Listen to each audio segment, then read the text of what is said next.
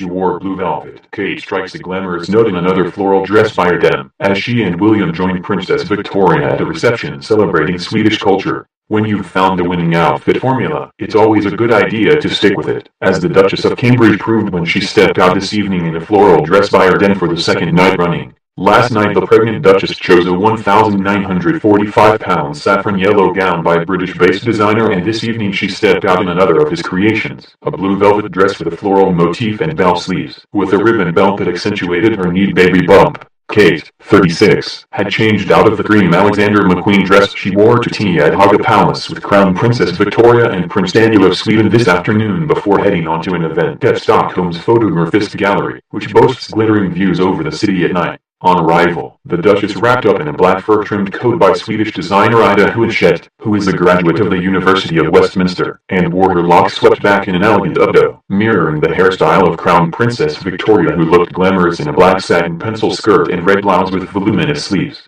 "That was a quick change," Kate laughed, as she greeted Victoria with a kiss. In a speech at the event to celebrate Swedish culture, the Duke of Cambridge said he and Kate have been impressed by the Swedish lifestyle that encourages children to play outdoors, whatever the weather. William spoke about the magic ingredients of life in a Scandinavian country, saying, "One lesson that we will take home with us is that children are actively encouraged to spend time outdoors, whatever the weather. This is obviously very good for their physical health, but, as we learned this morning at the remarkable Karolinska Institute, it has huge benefits for a child's mental health as well." William also showcased a hidden talent for languages by faultlessly delivering a few words in Swedish, to a huge cheer in the room. The couple were at the Fotografiska Gallery in Stockholm, where they mingled with guests from the worlds of music, film, TV, art and sport. They had arrived at the waterside gallery by boat and were reunited with Crown Princess Victoria and Prince Daniel, with whom they had spent the day on engagements around the city. The couples met British artist Nick Vesey, 55, whose exhibition of photos taken with X-ray machines is called Inside Out, as they admired an X-ray piece of Sean Connery, entitled James Bond. Nick quipped to Kate, who is expecting her third baby in April, "Don't worry, I haven't got X-ray vision." The Duchess laughed and replied, "I hope you haven't got your camera with you." Nick said later, "We had a conversation about ultrasound, because she has been having scans while she is pregnant, and I told her that I'm inspired by the work of radiographers. She was really interested and she's a passionate photographer." William said that she takes pictures of her children every day. Meanwhile, William admired tattoo artist Jesper Lagergren's inkings, joking that he might even get one himself. He said they are cool tattoos and he asked how many I have. "But I wasn't able to answer because I don't know," said Jasper, whose head is covered in ink. "I said if he was interested I could fit him in tomorrow, and he joked that he might get a tattoo of the Swedish flag." In his speech, William also thanked his hosts for the wonderfully warm welcome he and Kate had received, saying, "We are particularly grateful for the hospitality of their Majesties the King and Queen, and of Crown Princess Victoria and Prince Daniel.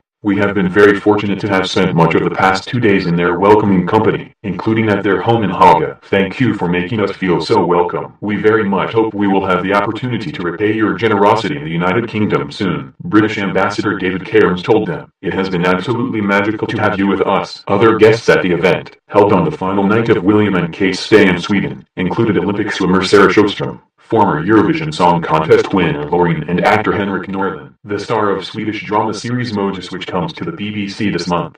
Fotografiska Stockholm has hosted more than 170 exhibitions, including the work of iconic photographers Annie Leibovitz, David LaChapelle, Irving Penn, Helmut Newton, Sarah Moon, Nick Brandt, and Andres Serrano, as well as up-and-coming young photographers, and has a history of acting as an influencer, playing an active role in the Swedish society. Later this year, a sister gallery will open in London's Whitechapel. Earlier today, the Duchess of Cambridge displayed her growing baby bump as she and Prince William were invited for an intimate tea party with some of the youngest members of the Swedish royal family. William and Kate, who is 6 months pregnant with the couple's third child, met the adorable offspring of Crown Princess Victoria and Prince Daniel, Princess Estelle, 5, and Prince Oscar, who turns 2 in March. The Duchess was wearing a cream-colored dress from Alexander McQueen, while her host wore a mint-colored trouser suit with a belted waist for their penultimate meeting with the Swedish royals before the couple depart for Norway on Thursday. This morning, the couple kicked off their second day in Stockholm with a meeting on mental health before stopping in at Middleton School.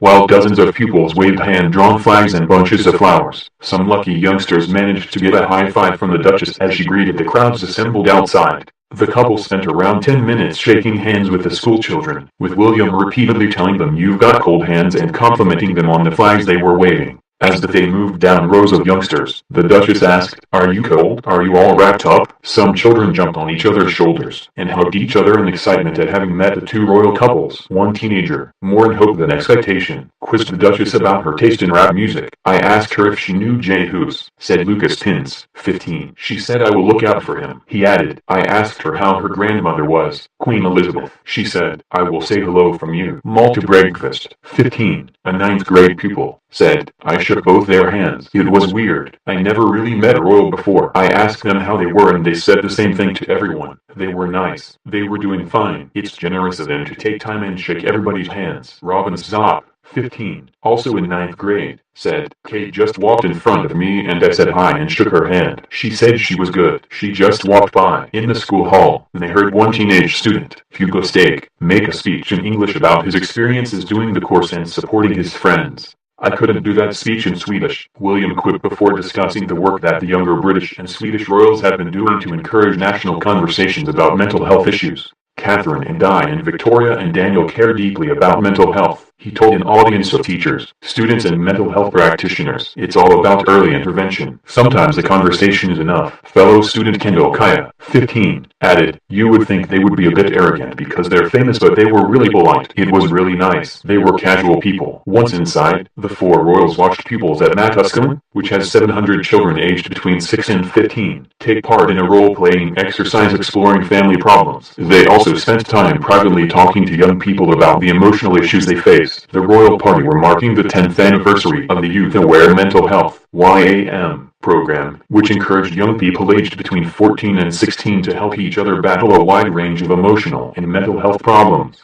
Sweden's Crown Princess Victoria acknowledged the importance of the work YAM has been doing in her country after an explosion in problems involving young people over the last 10 years. "We have seen a 100% increase in mental health issues among young people aged 10 to 17, she said. Earlier, accompanied by their hosts, Crown Princess Victoria and her husband Prince Daniel, the couple visited the world-renowned Karolinska Institute at a medical university in Solna, Stockholm, where they met with academics and professionals to discuss the country's approach to tackling mental health challenges. The Duchess displayed her burgundy bump in a red houndstooth coat by Catherine Walker, worn over a cream Alexander McQueen gold dress and paired with oversized pearl earrings by Swedish jeweler in two design, no doubt in a nod to her hosts. After their school visit, William and Kate went to one of Stockholm's busiest shopping centers, but walked away empty-handed. The pair were viewing an exhibition of UK design, fashion and brands that operate in Sweden put together by the British Embassy at the NK department store. The focus of the exhibition was sustainability and innovation, with everything from vegan shoes to Bluetooth-operated bags on display. William joined Crown Princess Victoria on one side of the room, while Kate and Prince Daniel chatted to company founders on the other side. As they walked down the specially laid blue carpet on arrival, shoppers crowded at the balconies above to catch a glimpse of the two royal couples. Francesca Rosella and Ryan Jans, who founded company Q Circuit in 2004, spoke to William about their bags that can be customized via a smartphone through Bluetooth technology to display any message or pattern.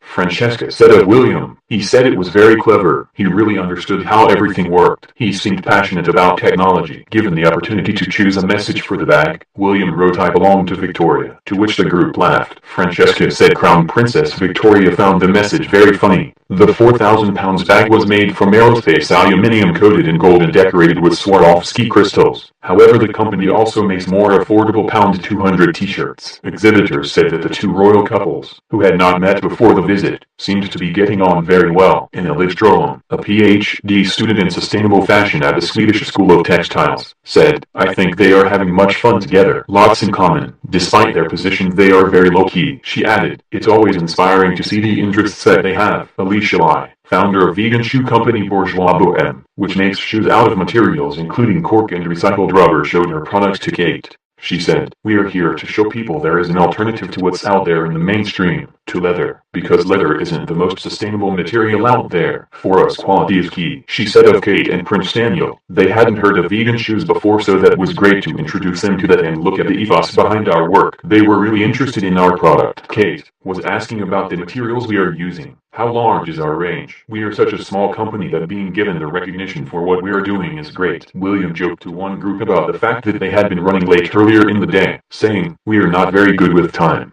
She teamed her outfit with a quilted maroon Chanel bag and fringed leather pumps from Italian label Tod's, while her host, Victoria, opted for a stylish pastel trouser suit worn over a bike rust collar and a Stella McCartney clutch. The Karolinska Institute is one of the largest and most prestigious medical universities in the world and accounts for over 40% of the medical academic research conducted in Sweden. Since 1901, the Nobel Assembly at Karolinska Institute has also been responsible for selecting the Nobel laureates in physiology or medicine.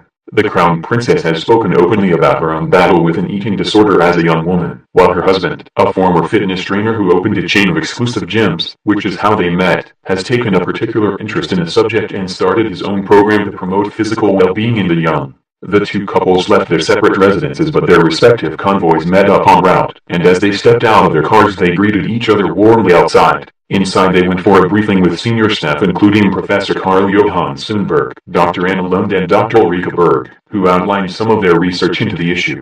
"We have a problem with the growth of mental health disorders here in Sweden," said Dr. Lund, "and we are trying to create a program where we standardize treatment packages and place as much emphasis on physical activity, looking at sleep, looking at eating behavior, as we do on psychology and pharmaceuticals." Dr. Berg added, "I am a pediatrician and meet a lot of children with mental problems. It is absolutely important that we use physical activity as a tool for prevention and also for treatment for mental diseases such as depression. I think people think, oh, it is good for children to move, but it has really been shown, in research, that there are important effects. For example, in depression, when we know that self-esteem increases, we know that regular physical activity of an aerobic kind, 3 times a week, and adding skeleton load and muscle strengthening activities will lead to many positive health benefits. And it doesn't have any side effects. The increased number of mental health issues coming forward, are they increased or are they more seen because of conversations or because of mental health becoming a little less stigmatized?" asked William. The Duke was told that there was a real increase in people diagnosed with depression and anxiety in Sweden. "Why are the number of girls higher than boys?" the prince asked. "We do not know," he was told, but it was confirmed that there was definitely an increase in anxiety in young girls. "And now those girls are becoming mothers themselves," interjected Kate. The couple also heard about the Youth Aware of Mental Health (YAM) program run by the National Association for Suicide Research and Prevention of Mental Ill Health, NASP. YAM is a program run for 14 to 16-year-olds promoting increased knowledge about mental health through dialogue and role play, and now operates internationally, including in the UK. The Duke and Duchess have put the issue of mental health, and the ability to talk as openly and comfortably about it as physical health, as a cornerstone of their public work both in the UK and abroad in recent years. Together with Prince Harry, they spearheaded the Heads Together campaign, encouraging people to speak out about their psychological problems or be a sympathetic ear for others. After their visit to the Karolinska Institute, the two couples traveled on to Mataskolan, a comprehensive school in the heart of the city center, before visiting one of Sweden's leading department stores to open an interactive exhibition of UK design in Sweden. There William and Kate, 36, learned how these brands in particular put innovation, technology and sustainable practices at the forefront of their businesses. During their visit to MK, staff shared a joke with William as he eyed up a pair of ladies' silver boots, quipping, "It's Valentine's Day next month." On Thursday, the Duke and Duchess of Cambridge will travel on to Norway for the next leg of their royal tour, where they will be hosted by the heir apparent, Crown Prince Haakon, and his wife Crown Princess Mette-Marit. After 2 busy days of engagements, including luncheon at Oslo's Royal Palace, a formal dinner and a visit to a local school, the royal couple will return to London on Friday afternoon. In a statement ahead of their visit, Kensington Palace said, "The Duke and Duchess are keen to experience a taste of the Scandinavian way of life for themselves, and to see how people of all generations battle the elements to make the most of their surroundings, whether ice skating in Stockholm's local parks, or skiing off-piste in the hills that surround Oslo." The UK's links with each country are extensive, and their Royal Highnesses are looking forward to building a lasting friendship with the people of both Sweden and Norway. How William and Kate spent their first day in Sweden. On Tuesday, the Duke and Duchess visited Vasaparken, an outdoor ice skating venue in the center of Stockholm, to learn about the sport bandy hockey. They then traveled to the Royal Palace of Stockholm to attend a luncheon hosted by King Carl XVI Gustaf and Queen Sylvia. Crown Princess Victoria and her husband Prince Daniel also attended. Later, the Duke and Duchess, accompanied by Crown Princess Victoria and Prince Daniel, walked through the picturesque cobbled streets of Stockholm from the Royal Palace to the Nobel Museum. Once inside the museum, the couple met a number of Nobel laureates, and will hear more from the museum's curator about science in Sweden and the Nobel laureate system. The Duke and Duchess visited Erdem, Sweden's National Center for Architecture and Design. That evening, they attended a black-tie dinner at the residence of the British ambassador, attended by members of the Swedish royal family, and representatives from government and popular culture, including actors Stellan Skarsgård and Alicia Vikander.